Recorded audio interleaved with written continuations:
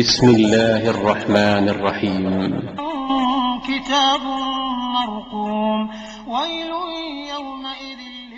அஸ்ஸலாமு அலைக்கும் வரஹ்மத்துல்லாஹி வபரகாத்துஹு. அன்பிற்குரிய சகோதர சகோதரிகளே, மனித குலத்திற்கு இஸ்லாம் வழங்கிய நன்மைகள் என்ற இந்த தொடரிலே இஸ்லாத்தினுடைய கொள்கைகளும் கோட்பாடுகளும் அதை ஏற்றுக்கொண்ட மக்களுக்கு ஏராளமான நன்மைகளை வாரி வாரி வழங்கி கொண்டு இருக்கின்றன என்பதை பார்த்து வருகிறோம். அதுல தொடர்ச்சியாக இன்னொரு முக்கியமான நன்மை, மனிதர்கள் இன்னொரு சக மனிதர்களை சந்திக்கக்கூடிய நேரத்தில் அவர்கள் மத்தியில் எப்படி நடந்து கொள்வது, நான் ஒருவனை சந்திக்க போனால் அவனோடு நான் எப்படி நடந்து கொள்வது, அந்த விஷயத்துல தெளிவின்மையின் காரணமாக உலகத்துல என்ன பார்க்கிறோம், ஒரு மனுஷன் இன்னொரு மனிதனை சந்திப்பதாக இருந்தால், பணக்காரனாக இருந்தால் அல்லது செல்வாக்கு மிக்கவனாக இருந்தால், தலைவனாக இருந்தால், அவன் முன்னிலையில சும்மா சாதாரணமா நிக்க மாட்டேங்கிறான். கையை கட்டிட்டு நிக்கிறான், துண்டத்துக்கு இடுப்புல கட்டிட்டு நிக்கிறான், கூனி குறுக்கிட்டு நிக்கிறான், இப்படி இப்படி வச்சுட்டு பேசுறான். பேசும்போது கூட அந்த மாதிரி எல்லாம் இருக்கக்கூடிய காட்சியை பார்க்கிறோம். இதுவே ஆன்மீகவாதிகளாகவோ அல்லது மிக சக்தி வாய்ந்த தலைவர்களாகவோ இருந்தால் அவருடைய காலில் போய் விழுவுறான். சந்திச்சவன என்ன செய்யறான், இப்படி காலில் விழுந்து இதான் உங்களுக்கு நான் செய்யற மரியாதை என்று சொல்லக்கூடிய காட்சியை பார்க்கிறோம். இதுல என்ன வருது, மனிதன் தன்னைத்தானே இழிவுபடுத்துறான். இந்த தீமை தடுத்து ஆக வேண்டும். மனிதனுக்கு செய்யற பெரிய நன்மை என்னவா இருக்கனே, ஒரு மனுஷன், நீ பகுத்தறிவான ஒரு மனிதன், மூளையை வச்சிருக்கிற அந்த மூளை இருக்கக்கூடிய தலையில தான் 6 அறிவு கூட சேர்ந்தாப்புல இருக்குதுங்க. 5 அறிவு அதுக்குள்ள இருக்கு, 6வது அறிவு இருக்கிறது. எல்லா அறிவுடைய தொகுப்பாக இருக்கக்கூடிய இந்த தலையை கொண்டு போய் ஒரு மனுஷன் காலில் கொண்டு வைக்கிறிய, அவனுக்கு அவனி குனிகிறிய, தாழ்ந்து போறிய, அப்படிங்கறத தடுத்து நிறுத்தணுமா இல்லையா? இஸ்லாத்தை பொறுத்த வரைக்கும் அது லிமிட் வரையறை செஞ்ச ஒரு மனுஷனை பாருப்பா, பார்த்து கண்டு காணாம போயிடாத, அவனுக்கு ஒரு மரியாதை செய்யி. எப்படி மரியாதை செய்யணும், நீ செய்யற மரியாதை உனக்கும் செய்யணும். இஸ்லாம் என்ன சொல்லுது, நீ அவனுக்கு செய்யற மரியாதையை அவன் உனக்கும் செய்யணும். அந்த வகையில சொல்லி அதே நேரத்தில் எவ்வளவு பெரிய ஆளா இருந்தாலும் உன்னை தாழ்த்தி கொண்டு அவனுக்கு மரியாதை செஞ்சிடாத, உன்னை இழிவாக ஆக்கி கொண்டு அவனுக்கு மரியாதை செஞ்சிடாத என்று அதற்கான வழிவகைகளையும் இஸ்லாம் நமக்கு சொல்லித் தருகிறது. எப்படி சொல்லித் தருகிறது, ஒரு மனிதன் பார்க்கும் பொழுது அஸ்ஸலாமு அலைக்கும் என்றோ அல்ல சலாம் என்றோ நம்ம சொல்ல வேண்டும். உங்கள் மீது சாந்தியும் சமாதானம் உண்டாகட்டுமாக. தலைவனுக்கு இதுதான், குருநாதருக்கு இதுதான், மத குருக்கு இதுதான், உலகமாக சக்கரவர்த்தியா இருந்தாலும் இதுதான், சின்ன ஆளுக்கு இதுதான், பெரிய ஆளுக்கு இதுதான், ஆணுக்கு இதுதான், பெண்ணுக்கு இதுதான். யாரை பார்த்தாலும் இதுதான் சொல்லணும். கடவுளிடத்துல ஒருத்தருக்காக ஒருத்தர் பிரார்த்திக்கும் பொழுது, நானும் கடவுளிடத்துல பிரார்த்திக்கிற ஒரு அடிமை, நீயும் கடவுளிடத்துல பிரார்த்திக்கிற ஒரு அடிமை என்கிற ஒரு நிலைமை உண்டாவதா இல்லையா? 2 பேரும் சமமாயிரமா இல்லையா? அவ மரியாதைக்கு மரியாதையும் ஆச்சு, முகமனுக்கு முகமனும் ஆயிடுச்சு. அதே நேரத்துல நானும் இழிந்தவன் ஆகல, நீனும் இழிந்தவன் ஆகல, நானும் என்னைய தாழ்த்தி கொள்ளல, நீனும் உன்னைய தாழ்த்தி, இதான் நியாயம். இந்த மாதிரியான ஒரு வழிமுறையை நமக்கு சொல்லி தருகிறது. அதுக்கப்புறம் செயல் மூலமா என்ன பண்றான், ஒரு மனுஷன் இன்னொரு மனுஷனை பார்க்கும் பொழுது அப்படியே நெடுஞ்சாங்களே பொத்துன்னு விழுகுறான். பாக்குறீங்களா இல்லையா? ஒரு மனுஷன் இன்னொரு மனுஷனுடைய காலில் போய் விழுந்துடுறான். இது சரியா தவறா? நம்ம அறிவு என்ன சொல்லுது, தப்புன்னு சொல்லுது. ஆனால் இந்த தப்புன்னு நம்ம அறிவு சொன்னா கூட நம்முடைய காலங்காலமாக நமக்கு சொல்லித்தரப்பட்ட பழக்க வழக்கத்தின் காரணமாக நம்மளும் அவர் ஒன்னா, அவர் யாரு நம்ம யாரு, நம்ம போய் அவர்கிட்ட போய் நிக்க முடியுமா, நம்ம அவருடைய காலுக்கு போற செருப்பும் சரி நம்ம தலையும் சரி நினைக்கிறான். ஒருத்தன் நினைக்கிறான் அந்த ஆளுடைய காலும் சரி என்னுடைய தலையும் சரி நினைக்கிறானா இல்லையா? இதெல்லாம் ஒழிச்சு கட்டணுமா? ஒழிச்சு கட்டினா நன்மைதானே? நம்முடைய சுயமரியாதையே நம்முடைய கௌரவத்தை காத்துக்கொள்ற விதமாக நம்ம நடந்து கொண்டால் நன்மையா கேவலமா? காலில் விழுவுறது கேவலம், உளமாட்டு நிமிர்ந்து நின்றா அது கௌரவம். அப்ப கௌரவத்தோடு ஒரு மனிதன் வாழ்வதற்கு வழிவகை செஞ்சால் அதான் மனித குலத்துக்கு செய்யற பெரிய நன்மைகள்ல ஒன்றாக இருக்க முடியும். நபிகள் நாயகம் ஸல்லல்லாஹு அலைஹி வஸல்லம் அவங்கள்ட்ட சில சஹாபாக்கள் பல சந்தர்ப்பங்கள்ல முறையிடுறாங்க. முஆது முறையிட்டார்கள், கைஸ் இப்னு சஅத் முறையிட்டார்கள். என்ன முறையிட்டாங்க, நாங்கள் பல நாடுகளுக்கு எல்லாம் போகிறோம், அந்த நாடுகளில் உள்ள மன்னர்களுக்கு அந்த நாட்டு மக்கள் காலில் விழுந்து மரியாதை செய்கிற காட்சியை பார்க்கிறோம். அப்ப அதை விட நீங்கள் சிறந்தவர்களாக இருக்கிறீர்கள், அவர்கள் காலிலே விழலாம் என்றால் அல்லாஹ்வுடைய தூதராக இருக்கிற உங்க காலில் நாங்க ஏன் விழக்கூடாது என்று நபிகள் நாயகம் ஸல்லல்லாஹு அலைஹி வஸல்லம் அவங்கள்ட்ட சொல்லும் பொழுது என்ன சொன்னாங்க, ஆமா நீ நான் ஒன்னா, நான் அல்லாஹ்வுடைய தூதர்ல என் காலில் விழுந்துட்டு போன்னு சொன்னாங்களா? சொல்லல. என்ன சொல்றாங்க, லவ் குன்து ஆமுரு அஹதன் ஐ யஸ்ஜுதலி அஹதின் அமர்துல் மர்அத அன் தஸ்ஜுதலி ஜௌஜிஹா. ஒரு மனுஷன் இன்னொரு மனுஷனுக்கு காலில் விழுவதை நான் அனுமதிப்பதாக இருந்தால், அனுமதி இல்லை இந்த இஸ்லாத்துல, ஒரு பேச்சுக்கு நான் அனுமதிப்பதாக இருந்தால் அமர்துல் மர்அத அன் தஸ்ஜுதலி ஜௌஜிஹா, பெண்ணு தன்னுடைய கணவன் காலில் விழுவதை நான் அனுமதித்து இருப்பேன். எதுக்கு இப்படி சொல்றாங்க நபிகள் நாயகம் ஸல்லல்லாஹு அலைஹி வஸல்லம்? அந்த காலத்திலேயும் சரி இந்த காலத்திலேயும் கூட என்ன உலகத்துல நீங்க பாக்குறீங்க, பெண்ணு ஆண் காலில் விழுந்து வணங்கினால் அது புண்ணியம். எந்த அளவுக்கு சொல்றாங்க, தெய்வம் தொழால் கொழுனன் தொழுதல்வாள் பெய்யன பெய்யும் மழை, தெய்வத்தை கூட தொழாமல் புருஷனை ஒரு பொம்பளை தொழுது கொண்டு இருப்பாளேயானால், வணங்கி கொண்டு இருப்பாளேயானால் பெய்யின மழை பெஞ்சிரும் என்கிற அளவுக்கு அந்த பெண்களுடைய மனங்களை மாற்றி புருஷனை தெய்வமாக நினைக்கிறாங்க இல்லையா? உலகம் பூரா அந்த பழக்கம் இருந்துச்சா இல்லையா? இதை கவனத்தில் வச்சு ரசூல் ஸல்லல்லாஹு அலைஹி வஸல்லம் நினைவுபடுத்தி சொல்றாங்க, இந்த பார்ப்பா புருஷங்கால பொண்டாட்டி விழக்கூடாது தடுத்திருக்கனா இல்லையா? அதையே தடுத்திருக்கும் போது ஏங்கல்ல எப்படி விழுவ? நபிகள் நாயகம் ஸல்லல்லாஹு அலைஹி வஸல்லத்துக்கு என்ன தகுதி இருந்தது?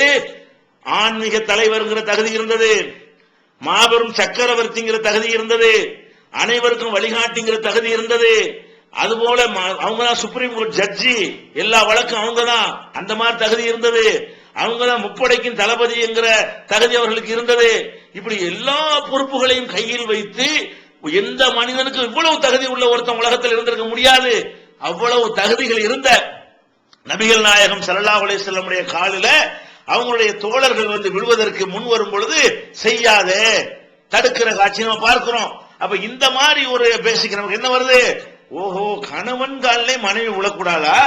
நபிகள் நாயகம் காலில் கூட விழக்கூடாதா? அப்ப நபிகள் நாயகம் காலில் விழுவல என்று சொன்னா இவங்க எல்லாம் ஏமாத்திரம் என்று அளவுக்கு நம்மளை பண்படுத்துகிறது இஸ்லாம். நம்மளை இழிவுபடுத்தாம, நம்மளை கேவலப்படுத்தாம, நம்மளை கண்ணியமாக தலை நிமிர்ந்து வாழ செய்கிறதா இல்லையா? அது மாதிரி இன்னொரு அறிவிப்புல வருகிறது, அந்த முஆத் ரலியல்லாஹு அன்ஹு அவர்கள் அந்த மக்கள்கிட்ட கேட்கிறாங்க, நீங்க ஏன் இப்படி செய்யறீங்க? உங்க தலைவர்களுக்கு காலில் விழுந்து எதுக்காக நீங்கள் மரியாதை செய்கிறீர்கள்? உங்கள் மத குருமார்களுக்கு எதற்காக இப்படி நீங்கள் மரியாதை செய்கிறீர்கள் கேட்டவுடனே அந்த மக்கள் சொல்கிறார்கள், கான தஹியத்துல் அன்பியா, இதுதான் இறை தூதர்கள் எங்களுக்கு காட்டி தந்த வழிமுறை. இறை தூதர்கள் வழியாக எங்களுக்கு என்ன கிடைக்கிறது என்று சொன்னால், நாங்கள்லாம் சாமானியர்களாகிய நாங்கள் தலைவர்களை சந்திக்க போகும் பொழுது நாங்கள் காலில் விழணும் என்று இறை தூதர்கள் வழியாக எங்களுக்கு கிடைத்திருக்கிறது என்று அவங்க சொல்றாங்க. இதை நபிகள் நாயகம் ஸல்லல்லாஹு அலைஹி வஸல்லம் அவர்கள்ட்ட இந்த முஆத் இப்னு ஜபல் யாவப்படுத்துற, அல்லாஹ்வுடைய தூதரே, அந்த மக்கள்கிட்ட நான் கேட்டேன், ஏன்பா அந்த மாதிரி பண்றீங்கன்னு கேட்டேன். அவங்க என்ன சொல்றாங்கன்னு கேட்டா, இது இறை தூதர்கள் வழியாக எங்களுக்கு வந்தது அப்படின்ற உடனே அப்ப நபிகள் நாயகம் ஸல்லல்லாஹு அலைஹி வஸல்லம் சொல்றாங்க, இது பொய் சொல்லுகிறார்கள். என்ன சொல்றாங்க? அன்னஹும் கதபு அலா அம்பியாயிஹிம், அவர்கள் நபிமார்கள் பெயரால், இறை தூதர்கள் பெயரால் பொய்களை புனைந்து சொல்கிறார்கள். கமா ஹர்ரஃபு கிதாபஹும், தங்கள் வேதங்களை கைவரிசையை காட்டி மாற்றிக் கொண்டது போல நபிமார்கள் சொல்லாத ஒரு விஷயத்தை நபிமார்கள் சொன்னதாக பொய் சொல்லிக் கொண்டிருக்கிறார்கள். இன்னல்லாஹ கத அப்தலனா கைரம் மின் ஸாலிக, இதை விட சிறந்த வழிமுறை அல்லாஹ் நமக்கு தந்திருக்கிறான். என்ன வழிமுறை? அஸ்ஸலாம், சலாம் என்பதை நமக்கு தந்திருக்கிறான். தஹியத்து அஹ்லில் ஜன்னா, சொர்க்கவாசிகள் இதைத்தான் நம்ம சொல்லுவோம். சொர்க்கத்துக்கு போகும் பொழுது ஒருத்தருக்கு ஒருத்தர் செய்யக்கூடிய மரியாதை என்ன? சலாம் மட்டும்தான். அப்ப அந்த மாதிரி தான் நீங்கள் செய்யணுமே தவிர என் காலிலும் நீங்கள் விழக்கூடாது என்று நபிகள் நாயகம் ஸல்லல்லாஹு அலைஹி வஸல்லம் அவர்கள் மறுக்கிற காட்சியை பார்க்கிறோம். காலில் விழுவது கிடக்கட்டும்ங்க, காலில் இன்னைக்கு முஸ்லீம்ங்கிற பேர்ல சில பேர் ஷேக் முரீது என்று சொல்லிக் கொண்டு காலில் விழுகிறார்கள். அது தனியா நான் வர்றேன். பொதுவா தலைவர்களுடைய காலில் விழுவதற்கு தான் டாபிக். நபிகள் நாயகம் ஸல்லல்லாஹு அலைஹி வஸல்லம் அவர்களை பற்றி அனஸ் ரலியல்லாஹு அன்ஹு சொல்கிறார்கள், உலகத்தில் இருக்கிற மனிதர்களையே எங்களுக்கு ரொம்ப விருப்பமானவர் யாருன்னு கேட்டா நபிகள் நாயகம் ஸல்லல்லாஹு அலைஹி வஸல்லம் அவர்கள் தான். அவ்வளவு அன்பு வைத்திருப்போம், பெற்றோரை விட, பிள்ளைகளை விட, சொந்த பந்தங்களை விட, உலகத்தில் உள்ள அத்தனை மக்களை விட நாங்கள் ரொம்ப நேசிப்பது நபிகள் நாயகம் ஸல்லல்லாஹு அலைஹி வஸல்லம் அவர்களைத்தான். ஆனாலும் கூட அவர்கள் நாங்கள் அமர்ந்திருக்கிற சபையை நோக்கி வருவார்களானால் எழுந்து நிற்க மாட்டோம், நாங்கள்லாம் உட்கார்ந்திருப்போம். நபிகள் நாயகம் ஸல்லல்லாஹு அலைஹி வஸல்லம் வருவார்கள், அவங்கள பார்த்து நாங்க எந்திரிக்க மாட்டோம். ஏன் எந்திரிக்க மாட்டோம்? அது அவர்களுக்கு பிடிக்கவே பிடிக்காது. நாங்கள் அவர்கள் வரும்போது எந்திரிச்சோம்னு சொன்னா சந்தோஷப்பட மாட்டாங்க, கண்டும் காணாம இருக்க மாட்டாங்க, வெறுப்பாங்க. அதனால நாங்கள் யாருமே என்ன செய்ய மாட்டோம். லிமா யாலமூன மின் கராஹியத்திஹி ஸாலிக, இதை நபிகள் நாயகம் ஸல்லல்லாஹு அலைஹி வஸல்லம் அவர்கள் விஷம் போல வெறுத்திருப்பதை அவர்கள் அறிந்திருந்த காரணத்தினால் எந்த ஒரு நபி தோழரும் நபிகள் நாயகம் ஸல்லல்லாஹு அலைஹி வஸல்லம் வரும் பொழுது எழுந்து நின்று மரியாதை செய்ய மாட்டார்கள் என்று அனஸ் ரலியல்லாஹு அன்ஹு அவர்கள் அறிவிக்கிற செய்தியை பார்க்கிறோம். அப்ப ஒரு மனிதனுக்காக ஒரு மனிதன் எழுந்து நிற்கிற டாபிக்கே இடமே இல்லை. இன்னும் சொல்ல போனால் எழுந்து நிக்கணும்னு சில பேர் விரும்புகிறானே, அவன் என்னமோ உயர்ந்த நிலையில் இருக்கிற மாதிரியும் மத்தவெல்லாம் தாழ்ந்தவன் மாதிரி நினைத்துக் கொண்டு நீ என் காலில் விழனு, இத போட்டோ எடுத்து நான் பேப்பர்ல கொடுப்பேன், போட்டோ பிடிச்சு கொடுப்பேன் நினைக்கிறானே. நபிகள் நாயகம் ஸல்லல்லாஹு அலைஹி வஸல்லம் சொல்றாங்க, உங்கள யாராவது தலைவர்களாக அந்த அந்தஸ்தை பெற்றீர்களே ஆனால் உங்களுக்காக வேண்டி ஒரு மனிதர் வரும் பொழுது எழுந்து நிற்க வேண்டும் என்று ஆசைப்பட்டால் அவர் நரகத்துக்கு இப்பவே டிக்கெட் புக் பண்றாரு. மன் அஹப்ப அய்யத மஸலஹு ரிஜாலு கியாமன் ஃபல்யதபவ்வ மகாதஹும் மினன்னார். மக்கள் தனக்காக எழுந்து நிற்க வேண்டும் என்று யார் விரும்புகிறாரோ அவர் தன்னுடைய தங்குமிடத்தை நரகத்தில் ஏற்படுத்திக் கொள்ளட்டும் என்று நபிகள் நாயகம் ஸல்லல்லாஹு அலைஹி வஸல்லம் அவர்கள் எச்சரிக்கை பண்றாங்க. அதாவது எந்திரிக்க கூடாதுங்கிறது மக்களுக்கும் எச்சரிக்கை பண்றாங்க. எந்திரிக்க எனக்காக எழுந்து நிற்க வேண்டும் என்று விரும்புகிற தலைவர்கள் இருக்கிறார்களே அவர்களுக்கும் சொல்கிறார்கள், உங்களை எவனாவது என்னைய கண்டவனை எழுந்திருக்கணும்னு ஆசைப்பட்டீங்க, உங்களுக்கு நரகத்தில் இப்ப டிக்கெட் புக் பண்ணியாச்சு. பள்ளியத்த பவ்வ மகாதகம் என்னார், அவர் நரகத்தில் தன்னுடைய தங்குமிடத்தை ஏற்படுத்திக் கொள்ளட்டும் என்று சொல்றாங்க. இதை விட முக்கியமான என்ன தெரியுமா, இந்த இஸ்லாம் எந்த அளவுக்கு நம்மளை கண்ணியமாக, ஒரு மனுஷனுக்கு முன்னாடி இன்னொரு மனுஷன் தாழ்ந்து போயிடக்கூடாது, எல்லா மனுஷனும் சமமா தான் இருக்கப்பட வேண்டும் என்று காட்டுறதுக்காக வேண்டி ஒரு நிகழ்ச்சி அவங்க வாழ்க்கையில் நடக்கிறது. என்ன நடக்கிறது, நபிகள் நாயகம் ஸல்லல்லாஹு அலைஹி வஸல்லம் அவர்களுக்கு ஒரு நாள் உடல்நிலை சரியில்லாமல் இருக்க முடியாத நிலைமை ஏற்படுகிறது. அப்ப நபிகள் நாயகம் ஸல்லல்லாஹு அலைஹி வஸல்லம் அவர்கள் உட்கார்ந்து தொழுவிக்கிறாங்க. தொழுகை நடத்தும் பொழுது இமாமாக அவங்க தொழுகை நடத்துவார்கள், பின்னாடி உள்ள மக்கள் எல்லாம் வரிசையாக அணிவகுத்து தொழ வேண்டும். அப்படி தொழுகை நடத்தும் பொழுது நின்று தொழுகை நடத்துவாங்க இல்லையா, அப்ப நின்று தொழுகை நடத்த நபிகள் நாயகத்துக்கு முடியல, உட்கார்ந்து தொழுகிறாங்க. இந்த மக்கள் எல்லாம் நிக்கிறது உங்களுக்கு தெரிஞ்சு விடுகிறது. அப்ப என்ன செய்யறாங்க, தொழுது முடிச்ச உடனே நீங்க எல்லாம் இருந்து நின்றீங்களா, நான் உட்கார்ந்து தொழும் பொழுது நீங்க எல்லாம் நின்று தொழுதீங்களான்னு கேட்கிறாங்க. ஆமான்னு சொன்ன உடனே அப்ப நபி ஸல்லல்லாஹு அலைஹி வஸல்லம் சொல்றாங்க, இன் கின்தும் ஆனிபன்ல தஃபாலுன ஃபஅல பாரிஸ வர்ரும், பாரசீகர்களும் ரோமாபுரிக்காரர்களும் செய்வார்களே அந்த காரியத்தை செய்ய பார்த்து விட்டீர்கள். யகூமுன அலா முலூகிஹிம் வஹும் குஊத், அவங்க உட்கார்ந்து இருக்க மக்கள் எல்லாம் நின்று கொண்டிருப்பார்களே அந்த வேலையை செய்து விட்டீர்கள். ஃபலா தஃபாலு, நீங்கள் இந்த மாதிரி செய்து விடாதீர்கள். இஹ்தமு பி ஐமத்திக்கும், உங்களுடைய இமாம்களை பின்பற்றி தொழுகை நடத்துங்கள். இன்ஷல்லா காயிமன், அவர் நின்று தொழுகை நடத்தினால் ஃபஸல்லு கியாமன், நீங்கள் நின்று தொழுகையில பங்கெடுத்துக் கொள்ளுங்கள். வ இன் ஸல்லா காயிதன், உட்கார்ந்தவர் தொழுகை நடத்தினால் ஃபஸல்லு குஊதன், நீங்கள் உட்கார்ந்து தொழுகையில பங்கெடுத்துக் கொள்ளுங்கள் என்று நபிகள் நாயகம் ஸல்லல்லாஹு அலைஹி வஸல்லம் சொல்றாங்க. இதுல கவனிக்க வேண்டிய விஷயம் என்ன, தொழுகையில நபிகள் நாயகம் உட்கார்ந்து தொழுதாங்கல்ல, உட்கார்ந்து தொழுதாங்க, பின்னாடி உள்ளவங்க நின்றாங்கல்ல, இந்த நின்றது நபிகள் நாயகத்துக்கு மரியாதை செய்யறதுக்கா, இல்லவே இல்ல.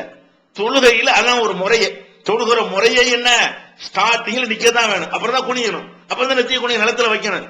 தொழுகையில முதல் காரியம் என்ன, சிறிது நேரம் நிற்க வேண்டும், நின்று ஓத வேண்டிய விஷயங்களை ஓத வேண்டும்ங்கிறது சட்டம். அப்ப இந்த நபி தோழர்கள் நின்றது, யார் நின்றதும் நபிகள் நாயகத்துக்கு மரியாதை செய்வதற்காக இல்லை, அல்லாஹ்வுடைய அந்த தொழுகை முறை அப்படித்தான், அதுக்கு தான் நின்றார்கள். ஆனா வெளியிலிருந்து எவராவது பார்த்தார்கள், முஸ்லிம் அல்லாத ஒருத்தர் என்ன மாதிரி தொழுகிறாங்கன்னு பாக்குறதுக்கு பார்த்தாருன்னு வைங்க, அன்றைக்கு பார்த்து நபிகள் நாயகம் உட்கார்ந்து இருக்க மத்தவங்கள நிற்கிறத பார்த்தாங்கன்னு வைங்க, ஓஹோ இங்கேயும் அப்படித்தானா, மன்னர்களுக்கு முன்னாடி அந்த மக்கள் நிப்பாங்களே அந்த மாதிரி கையவர் கட்டிட்டு வந்து நிக்கிறாங்களா, ஓ அவ உட்கார்ந்து இருப்பாங்க, ஊர்ல நிப்பாங்களோ, இதுதானே இஸ்லாமு, அப்படி நினைச்சிடக்கூடாதான். உண்மையில அதுக்காக நிக்கல, நபிகள் நாயகத்துக்கு மரியாதைக்கு நிக்கிறோம் என்னவும் இல்ல. நபிகள் நாயகத்துல வேற யாரங்க நின்றதா கூட நிக்கத்தான் செஞ்சிருப்பாங்க, தனியா தொழுதா கூட நின்றுதான் தொழுதிருப்பாங்க. அப்ப தொழுகையுடைய விதமே அதுதான் என்பதற்குத்தான் நின்றார்களே தவிர நபிகள் நாயகம் ஸல்லல்லாஹு அலைஹி வஸல்லத்துக்கு மரியாதை செய்வதற்காக அந்த மக்கள் நிற்கல. ஆனா பாக்குறவனுக்கு எப்படி தெரியும், இதெல்லாம் அறியாத ஒரு அறிவியலி பார்த்தான்னு சொன்னா, ஓஹோ நபிகள் நாயகத்துக்கு மரியாதை செய்யறாங்க, அந்த சாயல் கூட வரக்கூடாதாம். என்ன வரக்கூடாது, ஒரு மனுஷனுக்காகத்தான் நிக்கிறோம் என்கிற ஒரு சாயல் கூட வரக்கூடாது என்கிற அளவுக்கு நபிகள் நாயகம் ஸல்லல்லாஹு அலைஹி வஸல்லம் அவர்கள் நமக்கு அதை பண்படுத்துறாங்க. எப்படி பண்படுத்துறாங்க, எந்த மனுஷனுக்காக நிக்க கூடாது, நிக்கலாம் வரவேற்கிறதுக்காக நிக்கலாம். ஒருத்தர் நம்ம வீட்டுக்கு வர்றாரு, உட்கார்ந்துட்டே இருக்க கூடாது, எந்திரிச்சு நிக்கணும். எப்ப நிக்கணும், அவர் வீட்டுக்கு நம்ம போனா அவர் நின்று வரவேற்கணும். ஒருத்தருக்கு ஒருத்தர் வரவேற்பதற்காக வேண்டி பாத்திமா நாயகி வீட்டுக்கு ரசூல்லா போனாங்கன்னு சொன்னா பாத்திமா நாயகி எந்திரிச்சு வரவேற்பாங்க. ரசூல் ஸல்லல்லாஹு அலைஹி வஸல்லம் வீட்டுக்கு பாத்திமா நாயகி வந்தா ரசூல்லா எந்திரிச்சு நின்று வரவேற்பாங்க. வரவேற்கிறது பரஸ்பரம் ஈக்குவல், சமமாக. உன் வீட்டுக்கு வந்தா நீ எந்திரிச்சு நிக்கலாம், என் வீட்டுக்கு வந்தா நான் எந்திரிச்சு நிக்கலாம். அதான் நான் வந்தா தான் நீ நிக்கணும், நீ வந்தா நான் நிக்க மாட்டேன் இருந்தால் அந்த இழிவு எனக்கு தேவையில்லை. அந்த மாதிரி ரசூல் ஸல்லல்லாஹு அலைஹி வஸல்லம் அவர்கள் சமத்துவமாக ரெண்டு தரப்புலையும் நிக்கக்கூடிய ஒரு நிலை வரும்பொழுது அனுபவிச்சிருக்கிறார்கள். ஒருத்தருக்கு தான் நிக்கணும், ஒருத்தருக்கு நிக்க கூடாது, தலைவர் தான் நிக்கணும், பள்ளிக்கூடத்து வாத்தியார் வந்தா நிக்கணும், மதகுரு வந்தா நிக்கணும், அவங்க முன்னாடி உட்காரக்கூடாது, அவங்க உட்கார்ந்த பிறகுதான் உட்காரணும். இப்படி சில இடங்கள்ல அவங்க உட்கார்ந்த பிறகு கூட நீ உட்காரக்கூடாது, நின்றுட்டு தான் இருக்கணும் என்கிற மாதிரி எல்லாம் பல நிலைப்பாடுகள் இருக்குது. அப்ப இஸ்லாத்தை பொறுத்த வரைக்கும் அந்த இழிவை மனிதன் சந்திக்கிற நேரத்தில் எந்த ஒரு மனிதனை இழிவுபடுத்தவும் கூடாது, உனக்கு நீயே இழிவுபடுத்திக் கொள்ளக்கூடாது என்று சொல்லி இந்த ஒரு தெளிவான வழிகாட்டுதல் மூலம் பெரிய நன்மையை செய்திருக்கிறேன் பார்க்கிறோம். இதெல்லாம் சாதாரண தலைவர்களுக்கு உள்ளதுங்க. இதுவே ஆன்மீகவாதிகள் வச்சுக்கிறங்க, பெரிய மதகுரு, பெரிய சாமியாரு, பெரிய குருநாதரு, பெரிய மௌலானா, பெரிய ஷேகு, பெரிய அஜர்த்து, இந்த மாதிரி ஒரு பெயர் எடுத்தவரா இருந்தான்னு வைங்க, அங்க பார்த்தா மரியாதை ரொம்ப உச்சகட்டமா போயிடும். என்ன உச்சகட்டம்? காலையும் உழுவுற கால கழுவி குடிக்கிறான், பாதத்துக்கு பூஜை செய்யறேங்கிறான். அந்த பாதத்தின மனுஷனுடைய பாதம் தானே, அந்த பாதத்துக்கு பூஜை செய்யறேங்கிறான். எதனால செய்யறான்? இதெல்லாம் நம்ம அடைய முடியாத இடத்த அவர் அடைஞ்சிட்டார். என்ன நினைக்கிறாங்க?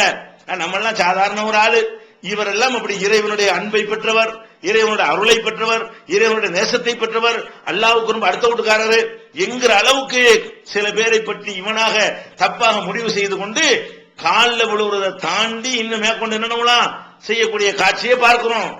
அதுவும் வந்துடக்கூடாதுங்கிறதுக்காக வேண்டி இஸ்லாம் என்ன சொல்வது தெரியுமா? எது மகானா, அல்லாஹ்வுக்கு வேண்டியவரா? அது கிடையாதுன்னு அறிவிக்கிறது. இஸ்லாத்தை பொறுத்த வரைக்கும் ஒருவன் இறைவனுடைய நேசர் என்று ஆவதாக இருந்தால், இறைவனுடைய அன்பை பெற்றவர் என்று ஆவதாக இருந்தால், அதுக்கு ஒரு அளவுகளை முன்னாடி வைக்கிறது. என்ன அளவுகளே? அலா இன்ன அவுலியா அல்லாஹி லா கௌஃபுன் அலைஹிம் வலா ஹும் யஹ்சனூன் அல்லதீன ஆமனூ வ கானூ யத்தகூன். அல்லாஹ்வுடைய நேசர்கள் யார் தெரியுமா? அவர்கள் கவலைப்பட மாட்டார்கள், பயப்படவும் மாட்டார்கள். அவர்கள் யார் என்று சொன்னால் அல்லதீன ஆமனூ, அல்லாஹ்வை நம்பி இருப்பார்கள், வ கானூ யத்தகூன், அல்லாஹ்வுக்கு பயந்தவர்களாக இருப்பார்கள். அப்ப அல்லாஹ்வை பயந்து அல்லாஹ்வை நம்புனவன் தான் இறைநேசன். இப்ப ஒரு மனிதன் அல்லாஹ்வுக்கு அஞ்சுறானான்னு உங்களுக்கு எப்படி தெரியும்? ஒரு மனிதர் பெரிய வயசான ஒரு ஆளா இருக்காரு, அதனால அல்லாஹ்வுக்கு அஞ்சுறான்னு சொல்லிட முடியுமா? பெரிய தாடி இருக்கிறது, தாடியத்தான் காட்டுமா? கல்புல அல்லாஹ் இருக்கிறத காட்டுமா? அப்ப ஒரு பெரிய தாடி வச்ச உடனே ஆஹா இவர் இறையச்சம் உடையவன் உங்களுக்கு சொல்ல முடியுமா? அல்ல ஒரு விதமான ஒரு டைப்பா நம்மள இருந்து ஒரு மாற்றமா ட்ரெஸ் அணிஞ்சுக்கிட்டாருன்னு வைங்க, நம்ம போடுற கலருக்கு மாற்றமாக, நம்ம போடுற டிசைனுக்கு மாற்றமாக வித்தியாசமான ஒரு கெட்டப்ல இருக்காருன்னு வைங்க, அப்ப அல்லாஹ்வுடைய அச்சம் இருக்கிறது அடையாளமாயிருமா? நம்ம எல்லாம் சாதாரண முடி வச்சானா அவர் சடப்பைக்கிற மாதிரி வளர்த்தாருன்னு வைங்க, அப்ப அல்லாஹ்வுடைய நேசம் இருக்குன்னு ஆயிருமா? நம்ம எல்லாம் சாதாரணமா இருந்தோம்னா அவர் பாசி மணி கூசி மணி எல்லாம் போட்டுட்டு வந்தாருன்னு வைங்க, அதனால அவர் அல்லாஹ்வுக்கு நெருக்கமானவன் ஆயிருவாரா? இறையச்சம் உள்ளவன் தான் அல்லாஹ்வுக்கு வேண்டியவன். அதன் மூலம் இஸ்லாம் என்ன மெசேஜ் வைக்கிறது? இறையச்சம் உள்ளத்தின் சம்பந்தப்பட்டது, உள்ளத்தை உனக்கு அறிய இயலாது. எந்த கோலத்தில் அவர் இருந்தாலும் சரி, 75 வருஷம் படிச்சிருந்தாலும் சரி, மேடையிலேயே அற்புதமாக முழங்கினாலும் சரி, அவர் கோலத்தை பார்த்தாலும் தக்காளி பழமா தகதகந்து இருந்தாலும் சரி, அவருடைய பேச்சில் அப்படியே கவர்ச்சி ஈர்ப்பு தன்மை இருந்தாலும் சரி, அவர் நல்லவரா இறைவனுடைய திருப்தியை பெற்றவரான்னு உனக்கு எப்படி தெரியும்? ஏன் ஒரு நடிக்கிறவனுக்கு இதெல்லாம் சொல்ல முடியாதா? ஒரு பேரு கவனிப்பெல்லாம் சொல்ல முடியாதா? அல்லாஹ்வை மறுக்கிறவன் கூட அல்லாஹ் இருக்கிற மாதிரி பேச முடியாதா? நீ வெளியில பேச்சத்தானப்ப உன்னால பார்க்க முடியும். ஒரு மனிதரை முதல்ல மகாண்டு நினைக்கிறது தப்பு, பேசிக்க நீ காலில் விட ரெண்டாவது தப்பு. அவரை போய் அல்லாஹ்வுக்கு நெருக்கமானவர் நினைச்சிய அதுவே தப்பு என்று சொல்லி இந்த விஷயத்தை நொறுக்குது. இங்கதான் மனுஷன் இழிவாகுறான். ஒரு மனிதன் இன்னொரு மனிதனை அல்லாஹ்வுக்கு நெருக்கமானவன் நினைக்கிறான, அந்த இடத்துல தன்னை தாழ்த்தி கொள்கிறான். அதுக்கு இஸ்லாம் என்ன பண்ணுது? அது உள்ளம் சம்பந்தப்பட்ட விஷயம். வெளியில நீ வேண்டாம் நல்லவன் நினைச்சுக்கிட்டு போ, அல்லாஹ்விடத்தில் நல்லவனா இல்லையா என்பது மறுமையில இறைவன் தீர்ப்பளிக்கும் பொழுதுதான் தெரியும். உஸ்மான் பின் மலூன் என்ற சஹாபி நபிகள் நாயகம் காலத்துல அவங்க மக்காவுல ஹிஜ்ரத் பண்ணி மதீனாவுக்கு வர்றாங்க. அவங்களோட பல தோழர்களும் வர்றாங்க. அவங்களுக்கு போக்கிடமோ தங்குற இடமோ ஒண்ணுமே வசதிகள் கிடையாது. அப்ப என்ன பண்ணுவாங்க? மதீனாவுல ஒரு ஆளையும் மக்காவுல இருந்து ஒரு அகதியும் ஜாயிண்ட் பண்ணி நீங்க 2 பேரும் சகோதரர்களா இருந்துக்கிறங்க, அப்ப நீ உன் வீட்டுல இடம் கொடுத்துக்க, உன் வீட்டுல சோத்தை கொடுத்துக்க, நீ ஒரு வேலை வெட்டியை பார்த்து கொடுத்துக்க அப்படின்னு சொல்லி ஜாயிண்ட் பண்ணி விடுறாங்க. அந்த மாதிரி உஸ்மான் பின் மலூன் என்ற ஒரு சஹாபி ஹிஜ்ரத் பண்ணி மக்காவுல இருந்து அகதியா வந்தவர். அவரை உம்முல் அலாங்கிற அந்த பெண்மணியோட சேர்த்து விட்டு நீங்க இவரை சகோதரரா ஏற்றுக்கொள்ளுங்கள் என்று அது கூட குலுக்கல் முறையில எடுப்பாங்க. யாருக்கு என்ன பேருன்னு சொல்லி உஸ்மானுடைய பேர் உம்முல் அலாவுக்கு வருது. அவர் அவங்க வீட்டுல தங்கி இருந்து கொண்டு மார்க்க பணியெல்லாம் ஆற்றிக் கொண்டிருக்கிறாரு. அவர் கடுமையான வேதனை ஏற்பட்டு ஒரு நாள் மரணித்து விடுகிறாரு. மரணித்த உடனே அவரை குளிப்பாட்டி கவனித்து அந்த செய்து கொண்டிருக்கும் பொழுது நபிகள் நாயகம் ஸல்லல்லாஹு அலைஹி வஸல்லம் வர்றாங்க. வந்த உடனே இந்த அம்மா என்ன சொல்லுதுன்னு கேட்டா, எந்த அம்மா சகோதரராக ஏற்றவரை அரவணைப்பு செய்து கொண்டிருந்தார்களோ அந்த அம்மா அந்த இறந்து போனவரை பார்த்து பேசுற மாதிரி சொல்லுகிறாங்க, ரஹ்மத்துல்லாஹி அலைஹி அபு சாயிப் அவருடைய பட்ட பேர் அபு சாயிப் அவர்களே, உங்களுக்கு மீது அல்லாஹ்வுடைய அருள் உண்டாகட்டுமாக, ஷஹாதத்தி அலைக்க, நான் உங்களுக்கு சர்டிபிகேட் நற்சான்று தருகிறேன், லகத் அக்ரமக்கல்லாஹ், அல்லாஹ் உங்களை கண்ணியப்படுத்துவான், நிச்சயமா கண்ணியப்படுத்துவான், டவுட்டே கிடையாது என்று அந்த அம்மா சொல்லுகிறார்கள். எதை வச்சு சொல்றாங்க? அவரை இத்தனை வருஷம் வச்சு பார்த்தாங்க, அவர் ஊர்ல நடந்து கொண்ட வீதம், அவருடைய பண்பாடு, ஒழுக்கம், நேர்மை, அவருடைய வணக்க வழிபாடு எல்லாத்தையும் பார்த்திருக்கிறாங்கல்ல வீட்டுல வச்சு. இந்த மனுஷன் வந்து இவ்வளவு நல்ல மனுஷன், இவர் கண்டிப்பா அல்ல அருள் செய்வான் நினைத்து கொண்டு அவங்க இப்படி சொல்லிடுறாங்க. அப்ப நபி ஸல்லல்லாஹு அலைஹி வஸல்லம் சொல்றாங்க, ஒமா யுத்ரிக, உனக்கு எப்படி அது தெரியும்? இன்னல்லாஹ கத் அக்ரமஹு, அவர் அல்லாஹ் கண்ணியப்படுத்துவான் என்று உனக்கு எப்படி தெரியும்? அப்ப இந்த அம்மா திருப்பி கேட்கிறாங்க, பி அபி அந்த யார சொல்லலாம், அல்லாஹ்வுடைய தூதரே, ஃபமை யுக்ரிமுல்லாஹ், வேற யாரைத்தான் அல்லாஹ் கண்ணியப்படுத்துவான்? இந்த மாதிரி ஒரு நல்ல மனுஷனை கண்ணியப்படுத்தலன்னு சொன்னா வேற யாரைத்தான் கண்ணியப்படுத்துவான்? அப்ப ரசூல் ஸல்லல்லாஹு அலைஹி வஸல்லம் சொல்றாங்க, அம்மா ஹுவ ஃபகஜாஹுல் யகீன், அவரை பொறுத்த வரைக்கும் அவருக்கு மரணம் வந்து விட்டது. வல்லாஹி இன்னீ லஅர்ஜுலுல் கைர, அவருக்கு நல்லது நடக்க வேண்டும் என்று நான் ஆதரவு வைக்கிறேன், நம்பிக்கை வைக்கிறேன். ஆனா தெரிஞ்சுக்க, வல்லாஹி மா அத்ரி வானா ரசூலுல்லாஹ், நான் அல்லாஹ்வுடைய தூதராக இருந்துகிட்டு சொல்றேன், எனக்கே தெரியாது மா யுஃபாலு பி, எனக்கு என்ன மாதிரி தீர்ப்பளிக்கப்படும் என்று எனக்கே தெரியாது. நீ எப்படி அவருக்கு சொல்லுவ? அப்ப அவர் நல்லவரா கெட்டவரான்னு தீர்மானிக்கிறது வந்து நம்ம கையில் இல்ல. அதுக்கு பிறகு அம்மா சொல்றாங்க, வல்லாஹி லா உஸக்கி அஹதன் பாதஹு அபதா, அதுக்கு பிறகு எந்த ஒரு மனுஷனையும் நல்லடியார்னு சொல்லவே மாட்டேன், அதோட விட்டுட்டேன். இஸ்லாம் எப்படி கற்றுத்தருது? ஒரு மனிதரை பார்த்தீங்கன்னா வயசுக்கு ஒரு மரியாதை கொடுங்க. வயசானவர் என்பது மறைவான விஷயம் இல்ல, தெரியுது கண்ணுக்கு முன்னாடியா, உனக்கு வயசாச்சுப்பா, அது போய் கல்பு சம்பந்தப்பட்டது இல்ல, அதை விளங்கி நீங்க செய்யுங்க. ஒரு பெரியவருக்கு தகப்பன்கிறக்கா மரியாதை கொடுங்க. ஆனா அவர் இறைநேசர், ஒரு மகானு, அல்லாஹ்வுக்கு நெருக்கமானவர், கடவுளுக்கு வேண்டப்பட்டவர் அப்படிலாம் நீ நினைக்கிறதா இருந்தா அதுக்கு என்னத்தை நீ பார்த்த? பாடிய உடம்பத்தானே பார்த்த, உள்ளத்தை பார்த்தியா? வெளிப்புற செயலை கொண்டு ஒருத்தனை அளக்க முடியுமா? நீங்க வேண்டா வெளிப்புற செயலை கொண்டு அளக்கணும், அல்ல அளப்பானா? மனிதன் வந்து வெளிப்புற செயலை கொண்டு நல்லவன் சொல்லிட்டு போயிருவான். இறைவனை பொறுத்த வரைக்கும் உள்ளத்துல உள்ளதையும் பார்ப்பான். நடிக்கிறதுக்காக கூட ஒருத்தர் நல்ல செயல்களை அதிகமா செய்யலாம் என்கிற அளவுக்கு என்ன செய்யறோம் அதை பார்க்கிறோம். நபிகள் நாயகம் ஸல்லல்லாஹு அலைஹி வஸல்லம் சொல்றாங்க, மறுமை நாள்ல ஹவுலுல் கௌசர் என்ற தடாகத்துல என் பொறுப்பில தரப்படும். அவங்க தண்ணி அருந்துவதற்காக மக்கள் எல்லாம் வருவாங்க, சஹாபாக்கள் கூட இருப்பாங்க. ஆனா சஹாபாக்களை வந்து மலக்குகள் தடுப்பாங்க. நான் கேட்பேன், அஸ்ஹாபி அஸ்ஹாபி, அவங்க எல்லாம் என்னுடைய தோழர்கள் விடுங்கள்னு சொல்லுவேன். அப்ப எனக்கு என்ன பதில் சொல்லப்படும் தெரியுமா? யா முஹம்மது லா தத்ரி மா ஹதஸு பாதக, உனக்கு தெரியாது இவங்க என்னென்ன பண்ணாங்க, உனக்கு தெரியாது. அப்ப நபிகள் நாயகம் ஸல்லல்லாஹு அலைஹி வஸல்லம் அவர்கள் சிலர் நல்லவர்கள் நினைக்கிறார்கள், ஆனா நல்லவர்களாக இல்லாம போயிடுறாங்க. அங்க ஹவுலுல் கௌசருக்கு போகாமல் தடுக்கப்படுறாங்கன்னா என்ன விளங்குது? அல்லாஹ்வுடைய தூதருக்கு கூட ஒரு மனிதர் மகானு, இவர் அல்லாஹ்வுக்கு வேண்டப்பட்ட நல்லடியாரு அப்படின்னு சொல்ல முடியாது. ஏற்கனவே மறைவான விஷயத்தை பத்தி பேசும்போது சொல்லி இருக்கிறோம். உரைனாங்கிற கூட்டம் வந்தார்கள், அவங்களுக்கு மதீனா ஒத்துக்கிறவே இல்ல. வந்து என்ன தங்கி இருந்து அந்த ஒட்டகத்தையும் ஓட்டிக்கிட்டு அது காவலா இருந்தவர்களை கொலை பண்ணிவிட்டு ஓடி போயிட்டாங்கன்னு வருதா இல்லையா?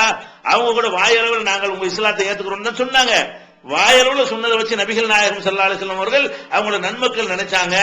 ஆனா அவர்கள் கெட்ட மக்கள் என்பது பின்னாடிதான் தெரிய வருகிறது. இதுல என்ன வழங்குது? நமக்கு நல்லவனை கண்டுபிடிக்க இயலாத போது எதுக்குப்பா தேவையில்லாம காலில் விழுவுற? நீ என்ன தவறு பார்த்துட்ட? ஒன்னும் பார்க்கலையே. மனுஷன் உள்ள எல்லா பலவீனத்தையும் தானே பாக்குற. சோறு திங்கிறத பாக்குறீங்கள, பாத்ரூம் போறதை பாக்குறீங்க, அப்புறம் என்ன போட்டு முதுமையாவதை பாக்குறீங்க, நோய்வாய்ப்படுறத பாக்குறீங்களா, கடை செத்து போயிடுறாருல, அப்புறம் என்னது போட்டு நீ கும்பிடுற என்கிற அளவுக்கு இஸ்லாம் என்ன செய்யறது? நமக்கு வந்து நல்லவன் கெட்டவனை வந்து கண்டுபிடிக்க இயலாது. அந்த 70 காரிகளை கூட்டிட்டு போய் கொலை பண்ணாங்களே உக்குழு கூட்டம், அந்த கூட்டத்தை இந்த சம்பவத்தை பார்த்தாலும் இதெல்லாம் நமக்கு சொல்ல முடியாதுன்னு விளங்குகிறது. அல்லாஹ் சொல்லுகிறான், அலம் தர இலல்லதீன யஸக்கூன அன்ஃபுஸகும், தங்களை தாங்களே தூய்மையானவர்கள் வாதித்துக் கொள்கிறார். அப்படிதான் சொல்றான். நாங்களாம் ஷைஹு, நாங்கெல்லாம் பக்குவப்பட்டவங்க, நீங்க எல்லாம் ஒண்ணு அந்த பக்குவத்துக்கு வரல, அதனால எங்களை சார்ந்து நிக்கணும், எங்க காலில் நீங்க விழணும் ஏமாத்துறான. அதுக்கு வந்து அல்லாஹ் சொல்லி காட்டுகிறான், அலம் தர இலல்லதீன யஸக்கூன அன்ஃபுஸகும், தங்களை தாங்களே தூயவர்கள் என்று வாதித்துக் கொள்கிறார்களே, அவர்களை பாத்தியா? அவங்களை பாத்தியா என்ன சொல்றாங்க என்று அவதான் பரிசுத்தமானு சொல்லிக் கொண்டிருக்கிறார்கள். பலில்லாஹு யுஸக்கி மன் யஷா, அல்லாஹ்வே நான் தான்ப்பா ஒருத்தனை பரிசுத்தமாக்குவேன், நான் நாடியவர்களை அவன் நல்லவன்கிற சர்டிபிகேட் நான் கொடுப்பேன். நீ யார் உனக்கு நீ சர்டிபிகேட் கொடுத்துக்கிறதுக்கு? உலா யுதரமுன பத்தீங்களா, யாருக்கு இந்த அநியாயம் செய்ய மாட்டேன், அவங்க உங்க செயலை வச்சு நான் முத்திர குத்துவேன். இவன் என்ன பண்றான்? நாங்க ஷேகு, நாங்கெல்லாம் பெரியாரு, நாங்க வேற நீ வேற, எங்க இடத்துல நீ அடைய முடியாது என்றெல்லாம் சொல்லி மக்களை மூளை செலவை செய்து காலில் விழ வைத்து மண்டியிட வைத்து நம்முடைய பணத்தையும் கொள்ளடிச்சு மானத்தையும் இழக்க செய்கிறானே. அதுக்கு எவ்வளவு பெரிய மரண அடி. பலா துசக்கும் அம்புசக்கும், உங்களை நீங்களே தூய்மையானவர்கள் நினைத்துக் கொள்ளாதீர்கள். ஹுவ அலமு பிமன் இத்தகா, அல்லாஹ் அவன் தான் யார் அச்சமுடையவர்கள் என்பதை நன்றாக அறிந்தவன் என்றும் அல்லாஹ் ரப்பல் ஆலமீன் திருமறையில சொல்லி காட்டுகிறான். நபிகள் நாயகம் ஸல்லல்லாஹு அலைஹி வஸல்லம் சொல்கிறார்கள், இன்னல்லாஹ லா யன்துரு இலா சுவரிக்கும் அம்வாலிக்கும், இறைவன் உங்களுடைய தோற்றங்களையோ செல்வங்களையோ பார்க்க மாட்டான். நம்ம எதை பார்ப்போம்? ஒரு மனுஷன் நல்ல வேண்டும் முடிவு செய்வதற்கு ஒரு தோட்டத்தை பார்ப்போம். காசு பணம் பகட்டா இருக்காரா, நீட்டா ட்ரெஸ் பண்ணிருக்காரா, நல்லவன், நம்ம பொண்ணு கொடுக்கலாம் அப்படி நம்ம நினைக்குவோம். நம்ம எதை பார்ப்போம்? இதைத்தான் நம்ம பார்க்க முடியும். ஆனால் வலாக்கின் யன்துரு இலா குலூபிக்கும், அல்லாஹ்வை பொறுத்த வரைக்கும் இந்த தோற்றங்கள் அவனுக்கு தேவையில்லை, உங்களுடைய செல்வங்கள் அவனுக்கு தேவையில்லை, பார்க்கவும் மாட்டான். எதை பார்ப்பான்? வலாக்கின் யன்துரு இலா குலூபிக்கும் அமாலிக்கும், செயலும் நல்லா இருக்கணும், உள்ளமும் நல்லா இருக்கணும், ரெண்ட பாப்பான் அல்லாஹ். திருக்குரான் தமிழாக்கம் பி ஜைனுல் ஆபிதீன் வெளிவந்து விட்டது 8வது பதிப்பு.